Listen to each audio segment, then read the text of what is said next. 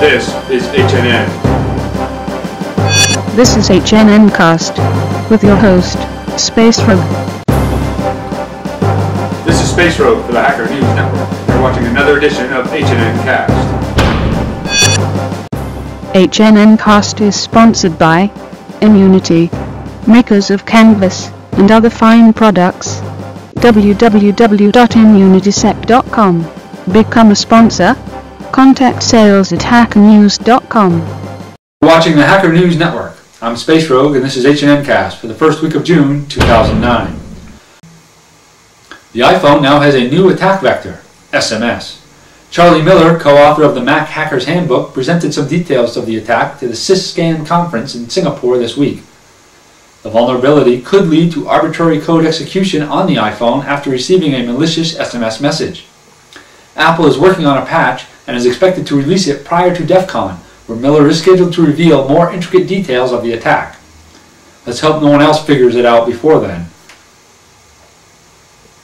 China has backed down over its mandate of installing the internet filtering software Greendam. According to China's state media, the Xinhua news agency, the Ministry of Industry and Information Technology had decided to delay the plan, which is supposed to start this week.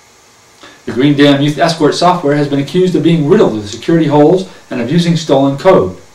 However, the announced delay hasn't stopped Sony from shipping computers inside China with this filtering software Greendam already installed. Probably because Sony has so much experience with rootkits, they thought they would get an early start. More celebrities have had their Twitter accounts compromised, including Britney Spears, Ellen DeGeneres, Jeff Goldblum, P. Diddy, and many others.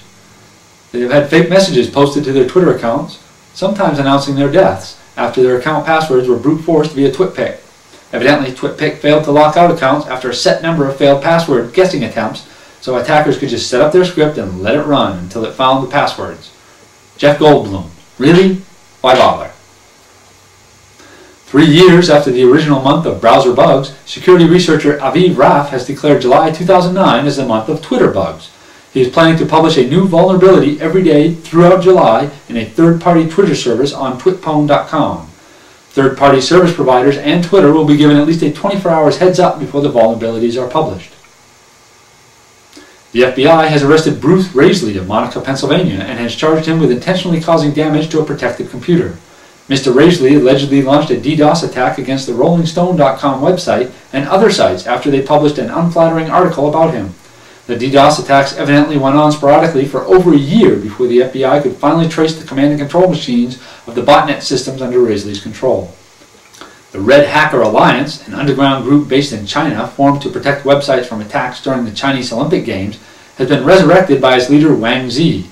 However, Lin Lin, leader of the evil Octal security group, disputes Wang Zi's claim as, according to Lin Lin, only Lion can lead the Red Hacker Alliance. The Pirate Bay has been sold for $7.8 million to Global Gaming Factory X, a Swedish company specializing in internet cafe management software. GGF has said it will start paying copyright royalties, which of course means that the cost will somehow be passed on to the users. Well, so much for that free ride. Looks like Napster 2.0 all over again. Remember, if you have any news you think we should report, send it to news@hackernews.com. You have been watching HNNcast. This is Space Rogue for the Hacker News Network.